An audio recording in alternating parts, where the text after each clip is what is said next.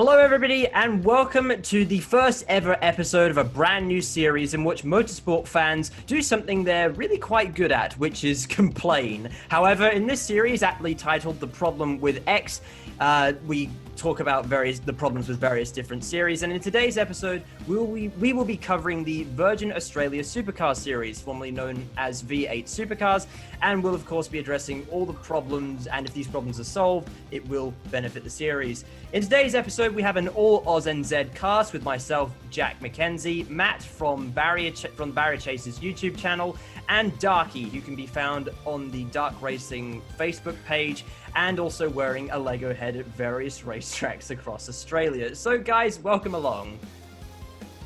Hello, Thanks, thank you. All right, so yes, and we can see Matt's lovely face on the Zoom call. So, you know, does anyone have anything they'd like to say before we get into the problems with the series that we're going to be covering today? Well, for most of my life, I've been calling it V8 Supercars. For them to change it to Virgin Supercars is just not working for me, so it's still V8 Supercars. Yeah, right. Same for me as well. So it just feels wrong to call it supercars. Like, nah, sorry, can't. I think when you think supercars, you think like Lamborghinis and Ferraris, not really touring cars. Exactly. Yeah, real supercars. Yeah, and I think so long as, I mean, they're all powered by V8, so as long as they're powered by a V8 engine, then it can be called a V8 Supercars, or unless, you know, a car with other sort of engine is introduced into the series, which they were diesel. Expecting a while ago, but it's not happened. No, it hasn't. Does anyone want to start us off today? All right, go ahead, Darky. Yeah, go ahead. Yeah. So one of the biggest things I think is the problem with this series is that, first thing is the racing is not good. It is boring, I reckon. You might have the odd good race here and there, but I do reckon the races are so boring that half the problem is the cars. The cars themselves are too expensive, too aero grip, as most of us know now. Like, it's not a touring car anymore. It's literally a GT3/Trans Am, hybrid car now. So it's something that's not a touring car anymore. I think they've lost that part of touring car racing in the series now. So the question is, okay, so if the car's lost its touring car DNA, how do we get it back? Like, they've gone to this, control chassis basically, and you look at the Holden, that looks like the Holden, but you look at the Ford, it doesn't look like a Mustang. It's an abomination. It is something that is not pretty to look at, I reckon. So it's a they've lost Mustang. It's hideous, I reckon. I reckon it looks atrocious. The Mark Mustang looks heaps better than it, because that's got its proper Ford Mustang's dimensions. So they've got to make the cars look like the real road cars. So they've got to change the chassis, the roll cage, to suit the actual cars. But then you also got to keep parity amongst the manufacturers. So do we completely scrap the roll cage and go, all right, from the window pill down and from the front axle to the rear axle, that's the same, but anything above that you guys can change, but and work it out to keep the cars looking exactly like they're meant to be. So I also I think we'll address this throughout the episode, but I think that with the Gen 3 regulations that are coming out, they are more suited to coupes. So the Ford Mustang is essentially a Mustang body that's stretched over a Falcon chassis, but with the new regulations coming in to allow coupes and to allow sedans on like a proper platform, then that will be more suited to it. But you are right, they are essentially silhouette cars at this point, so why not either embrace the silhouette body style or whatever it is, or the silhouette formula, or you revert back to a proper touring car thing. Yeah, but then the question is, how do you revert back to a proper touring car? Like, the teams have spent so much money on trans axles, you've got a power tube, all this stuff now. You just can't say to them, oh, well, throw it all in the bin. Well, they're just going to go, their whole market is they build the cars, and once they finish the cars, they on-sell it to the lower divisions. And they say to them, oh, no, you need to sell, and they're going to, all these, how much these cars cost, which is, I reckon, a lot more than the video I saw from Jamie Wincop explaining how much these cars cost. The cost of them will just plummet, and the team's just going to lose so much money. So I think a lot of technology needs to come out of the cars, and then they need to be simplified, not made more technical, dumb them down. Like, you need them to be basic as. Like, a touring car has always been the ability of the driver. Like, the teams they still have regulations, but like, it was never so aero dependent. And like, I think, I don't know, most of the fields most of the Holdens are triple eight built Commodores. Like, they're the same car. So if we're going to do that, then you either simplify everything, take the aero out. I mean, back in the day, the privateer teams used to concentrate on one thing. Especially back then, like, Stone Brothers have always had strong engines because they'd build their own. Now that it seems to be Triple Eight building everything, everything's the same. Everyone's on an even playing field, and then it just comes down to which teams seem to succeed most is the teams that are well ran. So DJR, you have Triple Eight up there as well. It just seems to help the higher teams, and they just seem to pull away every single time. Well, that's also the problem. Is it's basically a 2-team championship. There's only two teams. It's like, why are these teams so much far ahead than everyone else? I wouldn't even say it's 2 teams at the moment. I would say it's probably 1 team, and it's DJR. Nah, well, Triple Eight is still there. They are the best of the Holden teams. They are the run that are right behind. But then the gap between those two and everyone else, they made in qualifying, well, such close. Everyone knows that when it comes down to the weekend, it's like he's the 2 teams that they're in the A League, everyone else in the B League. Yeah, like. And as you'd expect of everybody, if there's 2 teams supplying everybody else, the smaller teams are obviously not going to get as good parts, or not as good stuff as the big teams that are supplying everything. Because that would just be ridiculous. So no, they might get the good parts, but they might not understand them 100%. How to get the best out of them, where the team that builds them go, oh, we know exactly how this is all going to work, and the other teams are sort of scratching their head, go, yeah, this doesn't make sense. That might be happening a bit with it. So what ideally you would need then, by the sounds of it, is that you'd need the manufacturers to just supply every single team. So there's not one factory team, or so to speak, and they just basically just sell the cars to everybody else, which is sort of like how it is in TCR, I think. Well, that's a good thing, because the teams don't build the car. You just buy the car, race the car. But then the problem is you need the manufacturer to go, all right, well, we need you to spend $5 million to develop a touring car, because you have to roll cage and all the safety equipment built and then on-sell it. But then there has to be a demand there. And this is a niche touring car in one country. We're not a big market, and manufacturers are going, I'm not going to spend $20 million to sell a car for $600,000, and I'm only going to sell 5 of them. And that's it. It's not cost effective, unfortunately. That's the biggest problem. So pretty much, in short, the first problem is pretty much just it's sort of gotten too niche and too technologically advanced, and it needs to revert back to the touring car style that sort of characterized the Australian Touring Car Championship. Well, yes, it is. Because, here's an example. My boss, his dad, he bought Team Kelly's VE Jack Daniels supercar. They're like, sweet, cool, V8 supercar. A bit old one, which currently right now would be classed as a Super 3 car. Mm-hmm. They took it to the garage, put it up on the hoist, and they looked over this. It's a supercar. You want to look at everything. They said there were sensors everywhere in this car. Like, absolutely, here's a sensor, there's a sensor. And they're like, why is there so many sensors? The teams are getting telemetry off like the wishbone arms, the brake temps, this and that, and you name it. If that's what you're hearing, it's too much. You don't need telemetry on, wishbones, brake pressure, all this stuff. All you need, I reckon, literally the first thing you need to do is pull all the telemetry off the car. The only things you need to get to a team so it doesn't blow motors is engine temp, oil temp, gearbox temp, which is technically /div temp, and fuel. And that's probably water, and that's probably about it. That's all they need to get off from the car. I'd have the brakes censored as well. To be honest, you'd want them censored. Yeah, but that still hasn't helped teams when the brakes failed. It's sort of your brakes have failed by the time the car's ready in the wall. There's not enough time for the team to go, your brakes have failed. Don't hit the brake. Well, too late then. So it needs to be a lot of technology needs to be pulled out of the car, I reckon.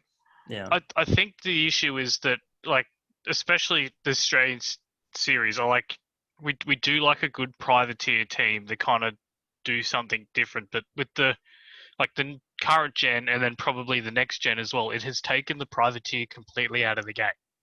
Yeah. Oh yeah, for sure.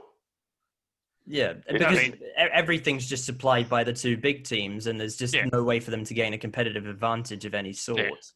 And like you Yeah. look at like the heroes of the sport, like Dick Johnson, all that, they were privateer teams when they started. Yeah. Well, you look at it right now. Okay, what team would you consider to be technically a privateer team right now? None of them. No, yeah, because they're Yeah. all supplied by the big teams. Like None. none of it comes from the manufacturers. It all comes just from the big two teams. So there's Yeah. no way for them to gain a So- competitive advantage. So if half the problem, I reckon maybe probably about close to half the problem with the series is right now is that the cars are. But people can go, oh, what technology in it? Okay, too many sensors, too much stuff in it, live telemetry. You don't need all that stuff. The cars have become too advanced for what they should be. So the question is, okay, you got to pull back to where? When do you reckon was some of the best touring car racing in the V8 formula that we had? For my opinion, it was BA, VZ, V wide. The cars Yes. didn't have a lot of aero. There was, okay, SBR was winning a lot, but I reckon that was when the racing was at its best. The cars were the closest. And Stone Brothers were winning, but it wasn't like massive margins. Like it was just the caliber that Ambrose was at the time. Yeah. Yeah. Yeah, exactly. Can I bring up a problem that a lot of people, and this is my first of three problems that I have written down in my little notes here, and this is something that a lot of people bring up. It's something that a lot of teams bring up, and it's something that certainly needs to be rectified if you want to bolster the numbers on the grid. The costs are astronomical. They are far too much for a touring car series. So I've been looking around the internet, and by the looks of things, the what cost. did you come up with? What's numbers you got? The figure I have is $3 to $5 million per year. Jeez. Yeah. And how much is that of the car like itself? There's like I think the 1 million to the car. car and the rest of it's all running the car, or what? It's something like that. The cars are astronomically expensive. I think they might be, a few, like maybe about $500,000 to $1 million, maybe. The car's probably pops to mind. 35% of it. Then you add the parts, then you have transportation, Well, your staffing, your logistics. The video I saw that Jamie Winkup explained how much a V8 Supercar cost. He said, look, engine cost $100,000. $100,000 for the engine. Yeah, that's the engine. That's the figure that comes up. That's ridiculous for like $100,000. Oh, $5,000 for a final wrap, $10,000 for this. I'm like, okay, you come up with a cost that the car costs $600,000. Okay, that's $600,000. That's not including the little extras they need to put on top. Yeah. Then that's not including. Okay, you need spare engines. The car's spare bodywork, 600,000, and spare it's stuff. just the shell. It's just the shell. Well, It's not including the. No, he said that's a $600,000 as a rolling car, but that doesn't mean it's race ready yet. No, it's not even close to race ready. Yeah, but then you need the other stuff that needs. Okay, you need how many extra brake pads, how many extra motors, how many extra transactions. How many times are you going to crash it? Well, body panels, spare seats, spare fuel tank, all the parts you need to race the car. It's not just the car costs $600,000. It's a car plus the amount of parts you need to get through a race weekend. Yeah. So if the engine costs $100,000, you might need 2 or 3. So you're already up to nearly $1 million already. Yeah, and I started comparing the $3 to $5 million a year figure to other different series, and I realized that amount of money per year, that's knocking on the door of Formula 2 or what was formerly GP2. It's almost knocking on the door of IndyCar as well. It's just astronomical. Whoa. And then also, I looked into how much a TCR program would cost for a year. And this is obviously a category that's recently come into Australia, and it's sort of had a few of the supercars guys worried, well, a few of the supercars higher ups ready, because it's so much more cost effective, because it's about $250,000 a year for a TCR program. And bear in mind, it is a short calendar, but it's just overall cheaper. The TCR cars are a lot cheaper than supercars by a long way. Which is why you're seeing everyone jump over. Yeah, exactly. And the other thing is the manufacturers build the cars. So they build the car, and you just rock up to Audi. Hey, I want an Audi. Please, thank you very much. You and it's just a balance of performance system as well. So it's pretty much just like GT racing.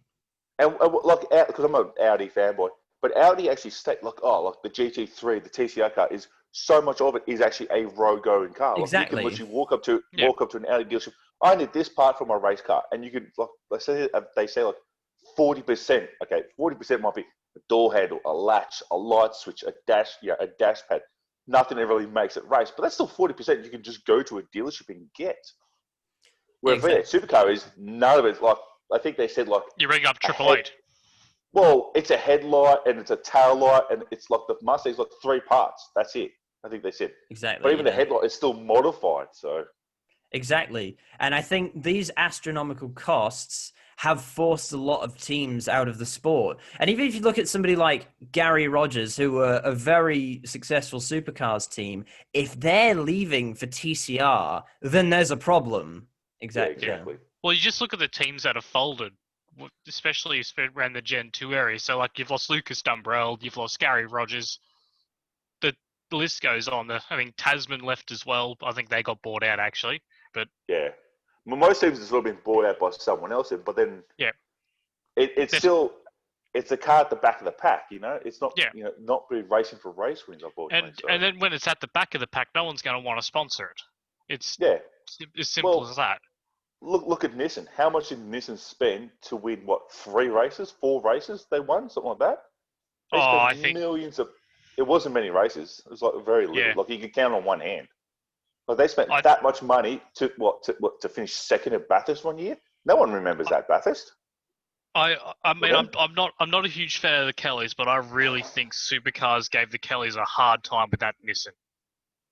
The process was wrong. Yeah, because I remember when like Nissan, Kelly said, "Oh, we might see if we can run the GTR," and they're like, "No, you can't do that. It's not thing." But then Ford immediately come out with the Mustang, and it's all good. Like, I don't understand.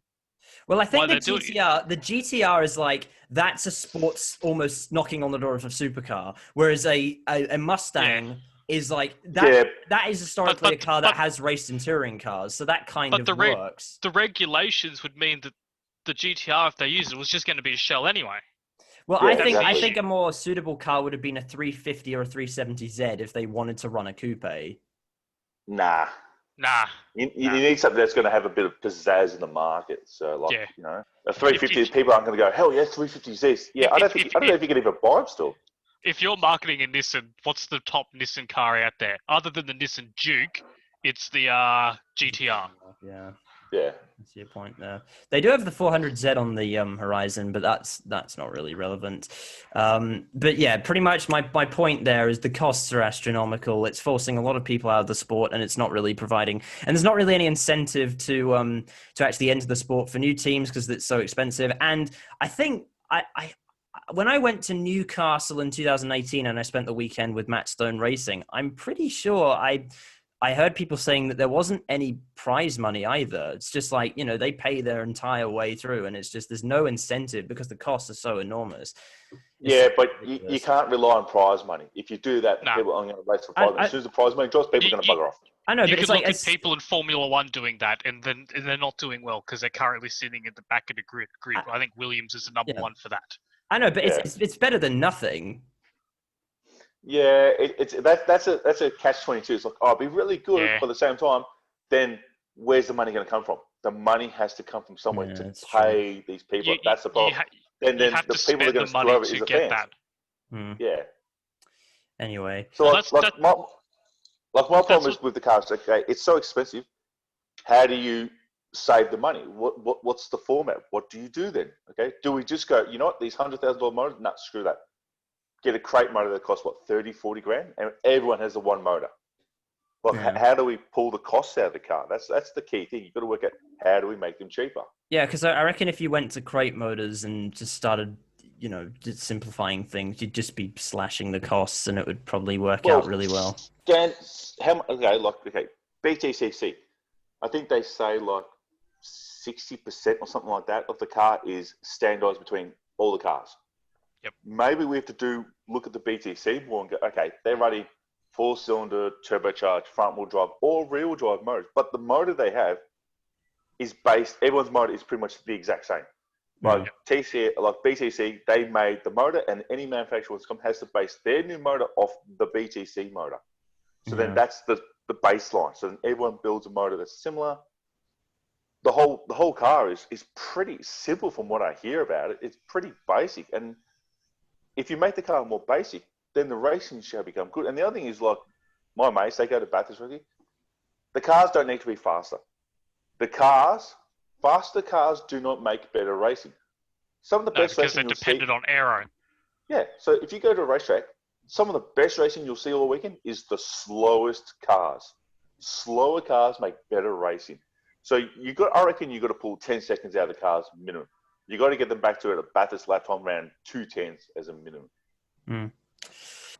Anyway, Matt, do you have a particular problem that you want to address? Yeah, so we've touched on it, how like supercars is fan driven, but the issue is how they've like marketed and then listened to the fans as well hasn't really helped, because like as Darky said, like the fans seem to drive most of the profits for supercars. So what's the first thing they do is they strip it away from free TV. Like, before I start this, I do have KO, so don't go, oh, you can take a couple of coffees away and get by Foxtel. I watch it. I purchased out there. I watch it enough to like alleviate that cost, justify it. But a lot of people can't seem to do that, and the only way then to see your car, like the people, like when I was on the Gold Coast, you had to drive 2 hours to go to Queensland Raceway. I mean, you leave at 6 in the morning to do that. Yeah, that's a long drive. I mean, you'd go to the Gold Coast 600, but they've just set that up for corporates. There's no point going. There's only like 2 areas to sit at. So yeah.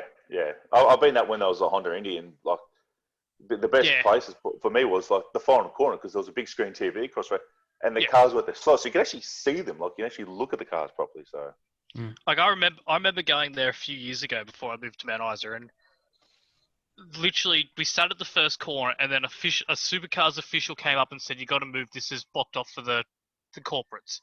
Now you're just kicking people out of the first corner. That's where you're going to get a lot of the action. I mean, especially that's where the chicane is. So I don't understand what they're doing with the fans. And then when the fans, especially like social media, the fans are brutal anyway. Like, when you compare motorsports, I'd say supercars are the number one for just keyboard drivers. We seem to know how to drive a car better than most other people. Yeah. Apparently. So when something does happen and then the fans go up each other, you gotta have a conversation, and then it'd be just like, oh, nah. See, Scott McLaughlin was right, or this person was wrong. Like, we'll look at the bend and the incident where Whincup hit Scott McLaughlin, got a penalty. Fair enough, it was a poor move. Scott McLaughlin hits Holdsworth, and people up in arms saying he's in control of the car. And I go, okay, so if I'm at a roundabout and I just plow into someone with my Trident and I'm in control, I can go to the police officer, which is inevitably going to find me, going, nah, I was in control of my car, she'll be right. No, it doesn't work like that. It's the same penalty. And for some reason, I know people are passionate with Ford and Holden, but you got to see the silver lining here. I mean, it's silly. It's really silly. And then it really is a tribal war. Online, it really is a tribal war. It's red v blue. It's your team versus other team. It's like people will, like, I reckon if you put them all in the room and said, here's a bunch of foam baseball bats, go for each other's life, it would be mayhem if that was there. Yeah, but the issue is, I said, like, I commented on like the supercars social media. I'm going, okay, this is pretty much the same incident. Okay, he might be in control of the car, but Lee Holdsworth's entitled to take the corner. He is technically in front. He can't just drive off the track and let him past. Like, I don't. Yeah, he can't just disappear. Yeah, exactly. And then when I said that, I literally got about 3 DMs, all 3 of them telling me to go kill myself. I know nothing. And I've gone, that's harsh. This literally defeats the purpose of me wanting to watch this if I'm going to get grilled by the right decision. Like, I know Craig Baird's very inconsistent, and that's an issue on its own. But that brings into it is the series too official? You know, is there too much officialing going on? But yeah, if the fans are getting crucified online because, oh no, I reckon you're wrong. If people can't take criticism, then sometimes, like, okay, people don't like taking criticism. I know that. We all know. No one wants to be wrong. But sometimes I think we have to develop this nature. With, you know, supercars can probably help this to say, look, someone might have a different opinion to you. That's fine. It's a different opinion. They might see something slightly different to you. doesn't mean you have to roast them because their opinion is a little bit different than yours. Well, no, because supercars have fueled the fire and gone, oh, you got 3 strikes. So, of course, someone's going to tell you to kill yourself 3 times and then get banned. So... Yeah. So, that's wrong. Supercars should be promoting, Yeah.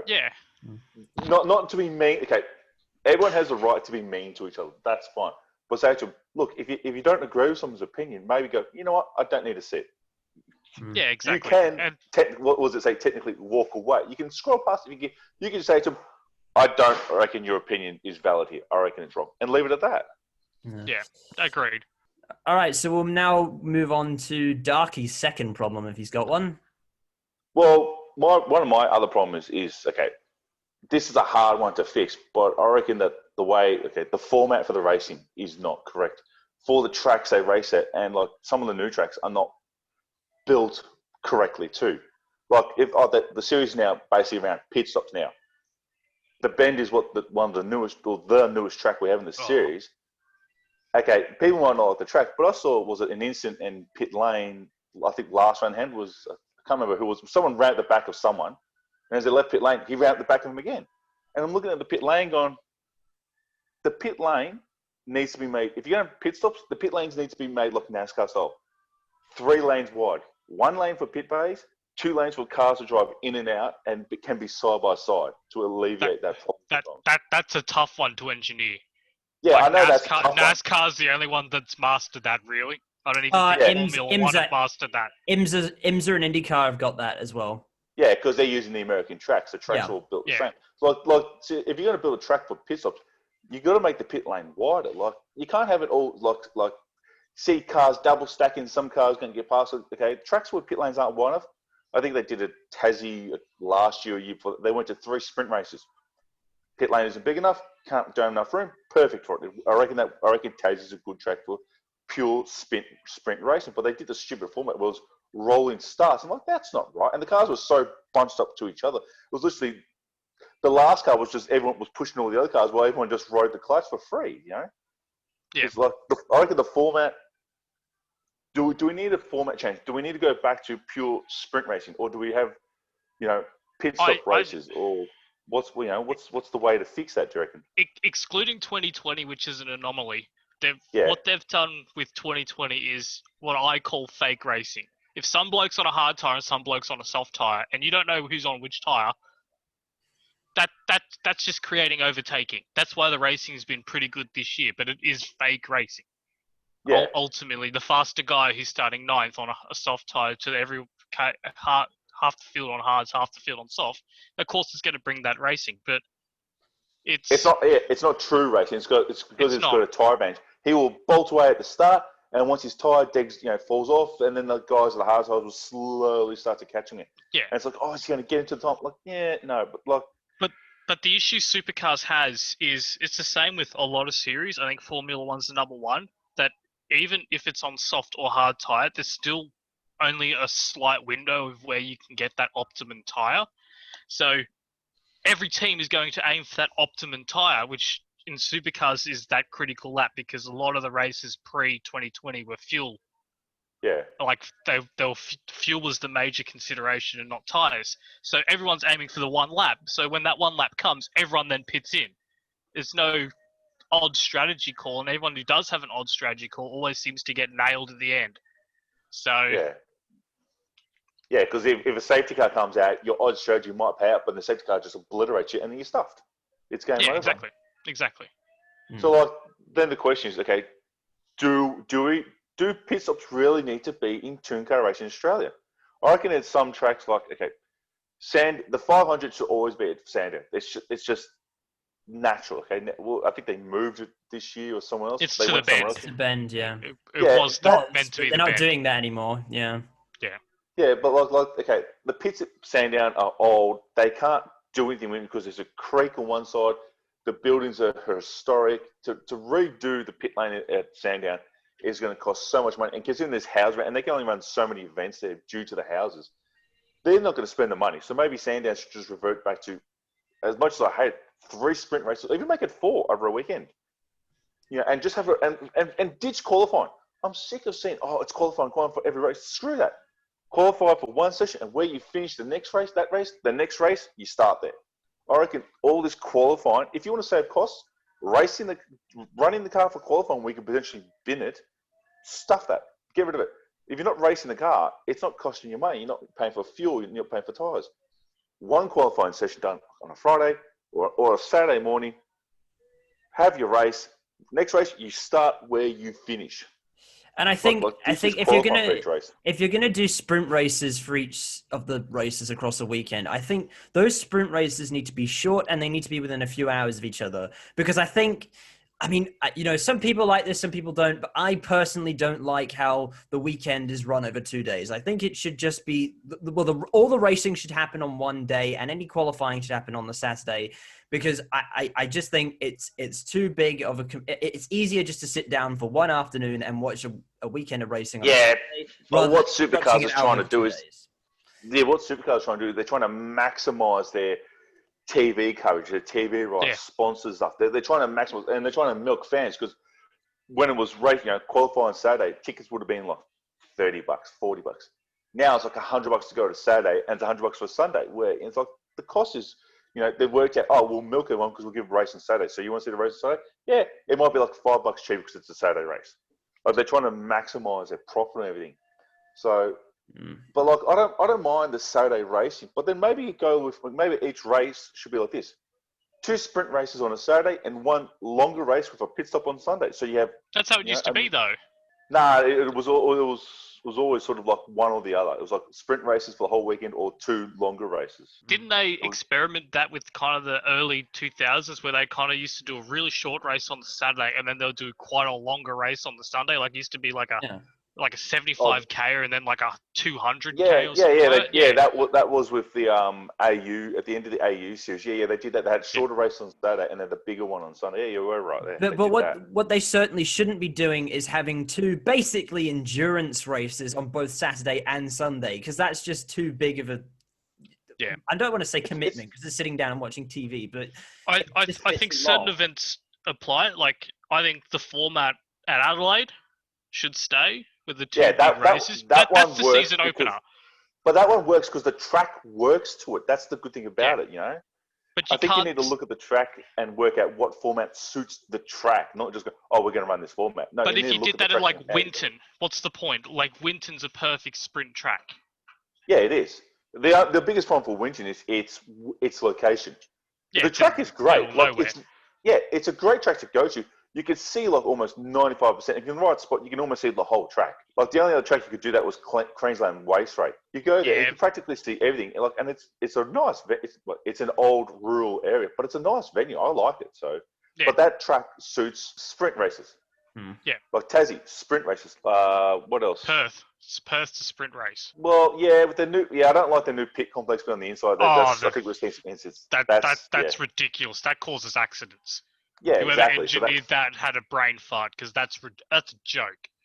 Yeah, exactly. So, but yeah, that could be a sprint race. Like, was it Townsville? That can be that I reckon is good for like two longer races. I have an issue with Townsville. The fact that the way Townsville has to work is we need to take the aero off. It is so aero dependent, that track, that you can't follow anyone and there's limited overtaking. If we took the aero off, it would come down to just bare knuckle driving. I think. Yeah. So if you slowed the cars up, made them slide, gave them less aero, you don't need big horsepower, make them a little bit less horsepower. If you fix the car in the right sense of what we reckon is like a bit less horsepower, you don't need 600 horsepower. 500 is good enough. Make the cars maybe 100 kilos lighter, pull half the aero off it. Maybe make the tires even really hard, so like they're really hard, like they're sliding, they're not grippy as good. So, like excluding the air, like the enduros, which like I see no problem with Gold Coast being an endurance race. To be honest, I like that as an endurance race. I think that's a great idea. To be honest, a brutal street track at the end of Bathurst, it's completely different. Actually, I think the endurance race, I think, as somebody said, should go back to Sandown, because if you think about it, it's a nice mix of tracks. Because Sandown, if you think about it, it's kind of Australia's Sebring. And it just kind of works for endurance racing because, if I'm honest, the bend is a bit naff. And Sandown was just like, oh yeah, this is good for an endurance race because it's a simple track, but it's punishing if you make a mistake. It's not just Oh yeah, for sure. The bend was never designed for a supercar. It was designed for GT racing. Yeah. Where Sandown is a touring car track. Yeah. It's you got to get if your car's not good in it like this, it's obviously two long straights and wiggly bits at either end of the track. If your car's got good power out of the two fast corners, you can keep everyone at bay. Like, remember Paul Morris at Calder Park, was it? Oh, I can't remember what year it was. He set his car up to launch out that final corner, come down the drag strip. So he would launch, pull out like a 3-car gap, and then all the rest of the track, everyone would close up. And by the time we go to the last corner, you pull that gap again. That's how he won like his first V8 race. Like, he set the car up, just go, well, I'm going to do something different here, and just launch it out of that last corner. Mm. Like Sandown, you could do a car like that, or you can go, oh no, I'm going to go something different. Like, I'm going to make a quick turn the other end, but struggle here. So yeah. So there you pretty much have it. It's like the weekend format sort of needs a bit of a rethink. And if nobody has anything else to say on that, I'd like to move on to another point of mine, actually. that's fine. Yeah, All right. go ahead. All right. So supercars are in a very difficult situation. It's a situation that nobody wants to be in, and that is dealing with a lack of manufacturers. DTM are dealing with that now as well, and the LMP1 DTM's completely stuffed now. DTM stuff. DTM are done. DTM stuffed, and LMP1 is pretty much on the chopping block. Well, it's ending now because of that very reason. But supercars, there were red flags of a manufacturer exodus in supercars coming for a very, very, very long time, and supercars did not really anything to actually deal with it. So obviously in Gen 2, so many manufacturers pulled out. So you had Nissan, Volvo, and Mercedes, all the manufacturers that were introduced during the Erebus, technically. Erebus, technically. Yeah, it was never Mercedes. Because it wasn't a factory-run program, but even still, all of those cars are gone now. So every manufacturer that was brought in for the Gen 2 regs, they're all gone now. So obviously there was a problem there. Sedan sales, which is what supercars have been based off for a while. So the sedan sales have been going down for the better part of 20 years. And supercars did nothing to maybe rethink, okay, so if sedan sales are going down, maybe we should reconsider our format here, considering our entire based off sedans. But sedans are going down, SUVs are going up. You can't make supercars out of SUVs. Maybe we should. Hatchback sales are doing well, though, unlike sedan sales. But anyway, and then also the manufacturers like Ford and Holden and Toyota, they all left the country. And at that point, that surely the alarm bell should have been going off at that point. And supercars would have said, okay, all these manufacturers are leaving the country. They may leave supercars, which also happens to be in Australia. Maybe we should do something. They still didn't do anything. And now only 2 manufacturers are remaining, and both of their futures are relatively uncertain. Technically one. And pretty much both of the manufacturers that are currently in supercars, their involvement is very uncertain. So we don't know if General Motors is going to commit to anything. And we don't know, with a Chevy Camaro, whether it's a Cadillac or whatever it is. And we don't exactly know what Ford is going to do either. But you had all of these warning signs, and supercars did pretty much, I mean, if you can call Gen 3 a solution, I mean, which really can't, because it's not really done anything. But all these the problem is, going off we don't know what the Gen 3 is going to be. That's the problem. We don't know what the Gen 3 is going to be. No one has a clue. Like, the inner circles, they might know. But as a fan, they might go, oh, we're going to allow 4-cylinder turbocharged battle everything else. Well, we haven't a clue what's going on there. Well, I think what they're saying is that they want it to make it pretty much coupe based. They want to see what they want to do with hybrids and stuff. But really, it was very vague. It's all up in the air. And if I'm honest, it's too little, too late. And there were red flags and alarm bells going off for years. And supercars, this should have been. They had 6 years to deal with this. Probably the writing was on the wall when the ZB Commodore come out. Oh, The writing was on the wall then when you release a European car which is meant to sell in Australia. It's no longer Australian anymore. It's an Opel Insignia. It's an Opel Insignia. I think the writing was on the wall actually earlier than that, and I'd say when the warning signs were well there. I said when the manufacturers left Australia, that should have been like, we got to do something now. I reckon the warning signs for supercars was when they tested the V6 twin turbo in their Sandman car. But then all of a sudden they canned it. That was showing the warning sign. Why is this engine being canned? Why is it happening? I reckon Holden knew at the time, we are done here. We're not going to spend any more money. So that's back at what, VF, I think it was then. That was the end of the VF. VE. Yeah. That was like VE. it wasn't VE. I think it was the last few years of the VF. Yeah, they were talking about it in VE though. They're like, oh, we might run a V6. Yeah, and I reckon the Holden knew at that stage, we're done, we're pulling out, we're out of here. And like when they canned this program, okay, they need to build most of them. They should have run the V6, I reckon. I think one of the problems is Australia has this idea of if it's not a V8, it's nothing, and they just go, oh, we're not going to spend the money because they knew they'll times are going to change for that. They have to now.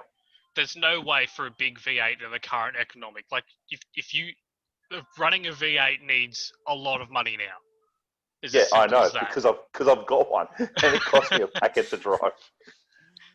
But I think they need to do something. I mean, either go to GT3 or TCR. I mean, it's not what a lot of people want, but it might be their only option at this point. Well, if the Camaro does come in, it's not going to be with Triple Eight. It will be with Andretti or something like that because they're over there. They've got the ability over in America to do that. But there's been rumours that Andretti's going to bring in BMW, and I don't see BMW coming to Australia to race touring cars. It's not worth their time and money. They're already over here with the GT3. It's like you can buy the new GT3. You can buy GT4. I reckon. This is my opinion. It's not going. People are going to like it. I reckon touring car racing in Australia should switch to a GT4 format. You can buy a lot of cars, even have GT4, and maybe go back to a multi-class touring car racing. TCR and GT4, because you can have Chevy Camaro, Ford Mustang, Honda Civic, all battling down the track then. And the cost would be so much cheaper because the teams just go to the manufacturer, buy the car. And I reckon actually, if you want to really do something different, I think you might want to. They might want to bolster the performance of the GT4 a little bit, or do something a little bit different with the GT4s, just to have a little bit of differentiation. Yeah, because they're BOP, so you just go, all right. Well, the restrict is this. We're going to increase the performance and make them a little bit faster, and that's about it. And you could do it quite easily. And DTM are doing this with pretty much what DTM's plan to survive is they're basically doing like a GT3 plus formula. So what's that going to be is it's a GT3 with a bit more aero and a bit more power. And it's got the push to pass system, which is pretty much what they have now. And they won't have DRS, but they just gotta switch to something just a bit more relevant. They got to do something. But pretty much my overall point with this is the alarm bells and the red flags were there for a long time, and supercars did nothing to deal with it pretty much. And now we're you can't say they didn't do nothing, but they didn't. They might not be trying to let the cat out of the bag, but they didn't make enough moves in the public eye to say this is going to happen. We need to do something now, proactive, and get ready for this new future that's coming. It sort of felt like they've just gone, we'll wait and see. It's the Aussie style of, she'll be right, mate, and we'll wait and see. By that time, it's too late. It was too late when the ZB came out. As I said, the writing was on the wall and the ZB came out. This is happening, this has happened now, and you haven't caught up. That's simply what it was. Now we're in this really, really terrible situation that no series wants to be in. It put the WEC in a terrible position, and now it's put supercars in it. Well, and DTM as well, and now they're all just in a terrible position now. I generally don't think that Holden did much anyway. Initially when the ZB came out, they were there or thereabouts, but I think Ford, Performance or Ford Motorsport, whatever they call the top Ford there with the Mustang, they put so much effort into that Mustang though. I think that was more Roger Penske's effort. So Ford actually were going to put. I think they were saying right after the Falcon we're done, but then Roger Penske came and said no, we want to race the Mustang, and then it was only the efforts of Roger Penske and a few other Ford teams pushing Ford saying that we want the Mustang, and it was that kept them in. But that was a few people actually being proactive to try and actually keep it alive, whereas no one on the Holden side was really doing anything because it was only ever rumors. Oh, we might bring the Camaro, and it's just are you not? I think that's probably what the ultimatum needs to be. They need to just say, are you bringing the Camaro or not? It was a 3D render of. It was the same with Kia. Or apparently, someone was going to run a Kia Stinger. It was just a 3D render of this is what it's going to look like. And I'm like, cool, that's not going to happen. Yeah, and pretty much any graphic designer with a bit of talent could have made that. Yeah. Yeah. It's the same when, like, there's rumors back when the VE and the BF and stuff were running, like they were going to run the Camry, and it was all these renders. Of course that's not going to happen. That Toyota rumor has been around for years and years. Like Toyota's not going to spend all this money to make a V8 real drive Camry. Okay, they do it in NASCAR, but that's just a body shell that sits on top of a roll cage, which is a supercar. What is a supercar? That's a Supra now too. The Supra and Xfinity, yeah. Yeah. So then, but then the question is, how do you get manufacturers to come into a series in Australia? Well, you've got to make the cars. Okay, we're saying this. The cost has to be reduced massively. So you've got to make the racing better, and you want people to watch it. And as you said, the pay TV is. Some people go, "Oh, pay TV is so good." Okay, cool. But then you're not going to reach your market audience or reach your markets. If half the people don't watch it, it's not on free TV. Like, I haven't watched the V8 Supercar racing in probably about a couple of years now. Like, I have not watched Bathurst because I've lost interest in going, it's boring, I reckon.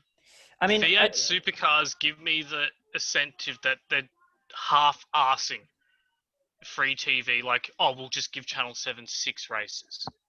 What the is that going to do? Like, no joke. That's, like, what are they going to put on?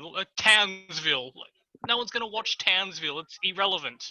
It's like the AFL saying, okay, we're going to have this great commercial TV deal. We're going to put one game a week on free TV. Everything's going to pay TV. All the people would lose. Well, Channel 9 did that with the rugby league. They literally have 2 games out of the 9. Or 8, sorry. And that's how you annoy fans, alienate fans. Basically, say to your fans, well, if you can't afford us, you're poor. We don't want your peasant money. Yeah. It's just like, we are so good. We are so elite now. Everyone needs to worship the ground we walk on. Okay, yes, V8 Supercars, unfortunately, is the main or the only motorsport in Australia. Everyone puts their head up. But if you went to like the Shannon Nationals, they've got great racing there. And do you know what you cost the Shannon Nationals? It's like $20. How much does Supercars cost? Like 100. I'm like, are you kidding me? I'd rather go to Shannon Nationals every weekend and get access to the pits. They don't act elitist, and they just go, we're here for racing. If fans want to come watch, cool. They don't have all the things like Supercars that we don't. It's $120 to get in, and then you have to pay another $50 to go walk through the pit lane. Yeah, and then what can you see in pit lane? Nothing, because they put barriers so you can't even see the car. They do. I did a pit walk in. I did a pit walk in Newcastle, and that was pretty good. But it was pretty much just like, right, move along, move through the pit lane, and it's like they were almost ushering the fans out there, out of the pit lane as quickly as they possibly. I will admit, I'll give Queensland Raceway credit here. It's almost impossible to do that because the pit, like the garages are just so basic. It's literally just like a shed. So you get to see the back of them, like they're like warming up engines and stuff before qualifying, and like the drivers come from from the back to the front, and like if you're there and you go, like I think it was they were doing the co-driver test, and like that's when Russell Engel got put into Wingcup's car because Van Gisbergen's car because Premack couldn't come over. Like he walked across, and then I'm just standing there, and like Russell Engel's just like, hey mate, and you have a 5-minute chat or something like that. That's the good stuff. But I mean, I don't think that happens much anymore, to be honest. And well, they can't because no fans are allowed in. But I don't think that's been happening for a while. Like I haven't been. That's been happening for a while. Look, for 2017. So yeah, I can understand why they do it because I reckon they've done it on half of a safety issue because you have so many fans. But these people are trying to work. Okay, the first thing we have to say, these people are there to do a job. These mechanics are trying to work, and you have thousands and thousands of fans getting into the way. They're trying to wheel in a drum of fuel or this and that. Someone else, they've gone, OHS in Australia is extremely strict, extremely expensive to institute, and the fines are massive. So I work in mining, I know. So half of it is the fact they've gone, okay, OH&S is through the roof. Our insurance is through the roof. How can we reduce the thing? Okay, reduce the fines. Okay, safety. But that should be the catch-22 is it's professional sport. Of course you're going to have fans there. You don't get into it for a reason. It's the same as like football where the coach walks down. Of course he's going to get the spray from the fan or the congratulations from the fan. It's just the nature of the industry that they're in. It's sport. Yeah, but then the catch-22 is then they've gone, okay, so we limit the fans. How do we do it? We'll monetize them. We'll make them pay to come in the pits and see nothing. So they're laughing their heads off. Okay, for us insurance and safety, they're fine now. And they got, and all these people want to come to the back of the pitch and can't see squat. Yeah, we're milking them for their money. But I had a couple more things to say on the manufacturers, and it actually leads me quite nicely into my next point. And I think we talked a little bit about this earlier in the episode, and I think it would actually be almost better for supercars maybe to switch to just a simple silhouette type thing with a crate motor and just a really simple body. And I think that would work really well. The cost would come down, and it'd be relatively easy for a manufacturer to enter. The problem is, you have people like Ford, they say, the supercar said, maybe, we should switch to a sort of silhouette type thing like the Mark cars. And then Ford said, no, we don't want that because for some reason, I don't know what they want. But yet a Mark car runs a Ford, like a Mark car uses a Ford engine. So it's not like they're not using a Ford engine. So I was like, okay. I know, but I think like they wanted the idea of running a silhouette car was on the table, but then Ford whinged about it. Then Supercars said no. They looked at what happened with NASCAR when they did that, when all the cars looked exactly the same. They got, we've done that. We're not doing that again, basically. So, but things the cars don't need to be the same. I reckon under the skins, all the cars should be exactly the same. Same engines, same. Okay, maybe have a slight. Okay, loud shocks you can do. Brake, this little thing. Okay, you guys are for that, but everything is the exact same. But then you've got to make sure the manufacturer, whoever builds parts, doesn't price gouge teams. Well, we're the only ones who can make the parts.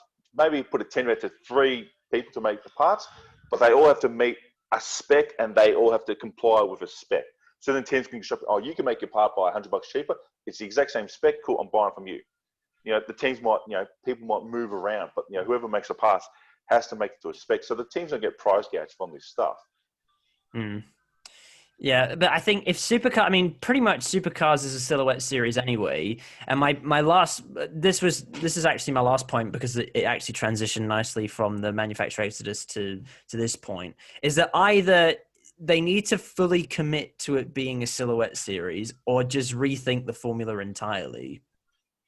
Yeah, I reckon the formula needs to be rethink. I think they need to get rid of this technical parity that they have now and switch to a BOP. Everyone's going to hate it, but the way we've been running, like the aero, that's the biggest joke. The way they're trying to look at aero parity. Is the number one. Yeah, but the aero parity system, like, we're going to run down a track. No, spend the money, send the cars to US, get them to aero it in a tunnel, like BCCC. Do you know what they do for the aero testing? They take the road-going car, work out where the rear wing, because the rear wing is the exact same on all the cars. They work out where the car is, so they all have the equal amount of drag. Cool, and they go, "Yep, cool, done. Off you go, bye." But maybe something so stupid and simple like that, work out. The prime example of supercars 50-50 it is when the Mustang was dominant very early on when it came in. So what they did is they immediately started penalising it, but it's halfway through the season. So you've allowed the car to come in on regulation.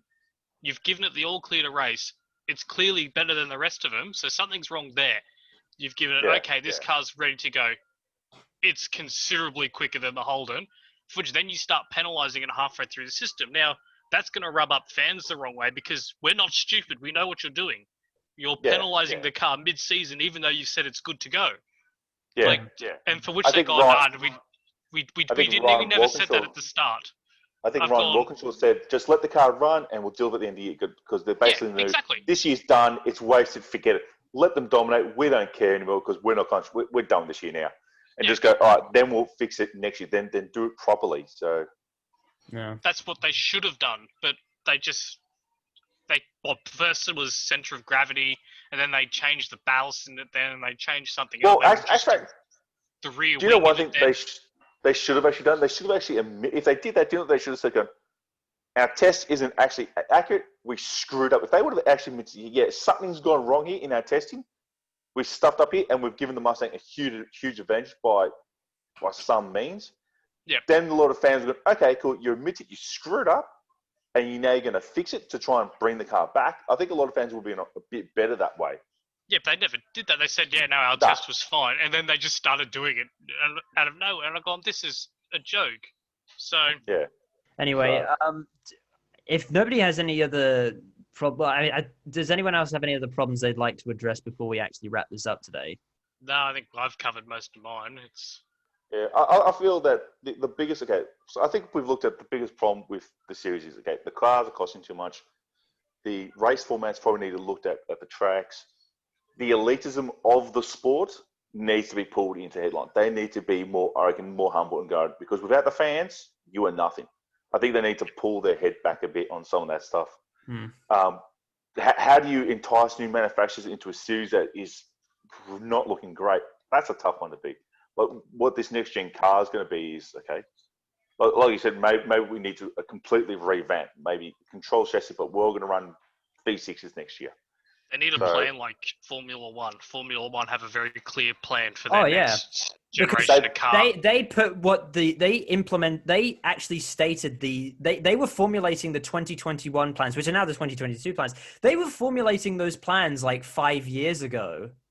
They had an idea in place, and they've stuck to that. They've changed the idea a bit, they've improved it, but they've stuck to that the basic ideas that they were trying to go for the 2021 season. And because they planned that far ahead, now they're in a really good position. And actually, that is enticing more manufacturers to come to the series. So now you've got, technically some of the teams aren't really factory teams. Like Alfa Romeo is basically just Sauber and which is technically a Ferrari beta.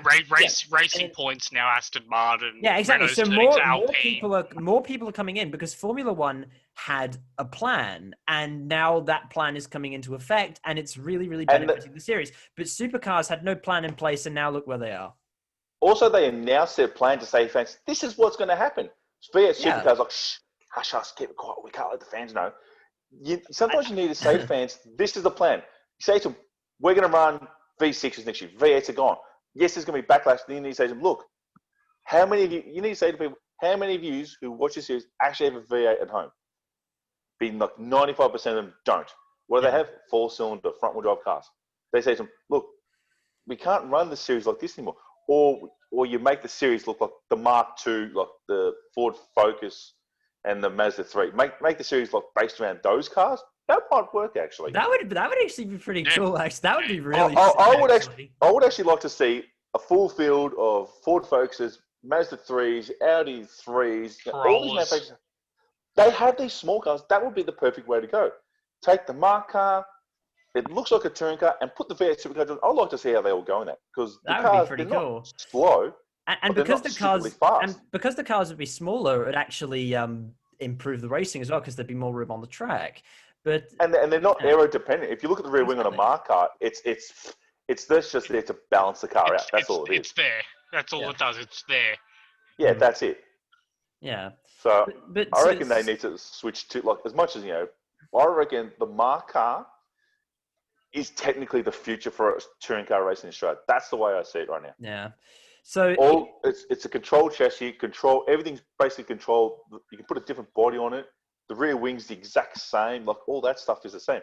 If one car's a slightly bit more aero, you can add like a little gurney flap to make it a bit more draggy. But I reckon that's the way V8 Supercars in Australia need to go. Look at the Mark cars, and that's the plan, I reckon. Agreed. So, in short, Supercars need to put their plan in place. They need to work out what they're doing with the series, and they need to be more open with the fans and maybe rethink some of their race weekend formats. And honest with fans. If they stuff up, say, yep, we made a mistake.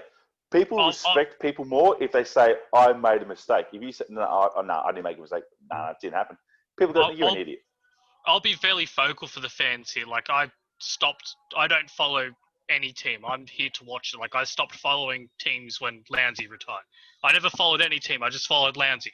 But once he's gone, there's no point in me following another team. The fans aren't stupid. Don't treat us like we're stupid. We know what's happening. Yeah. And on that note, I think it's about time to end. Thank you very much, you two, for joining this series, and I'm sure we'll do more of this sort of series with different other racing series and different other championships. All the socials are in the description below. So Matt's channel, Barrier Chasers, that's a venture that he started up recently, and there's some content that's worth checking out over there. I haven't posted in a while. I've been on holidays. My apologies. Slacker. And then Darky's Facebook page is in the description below, and I'm sure all the other socials will be in the description below as well. what do you think of this episode? Do you have any other solutions that you'd like to put to us? Leave it all in the comments below. I do actually read them all, and I will most likely respond to you, so you may as well say something. And also, put in the comments below what series you want to see us do next. And I think that's about it. Like, subscribe, and we'll see you next time. Goodbye. Bye.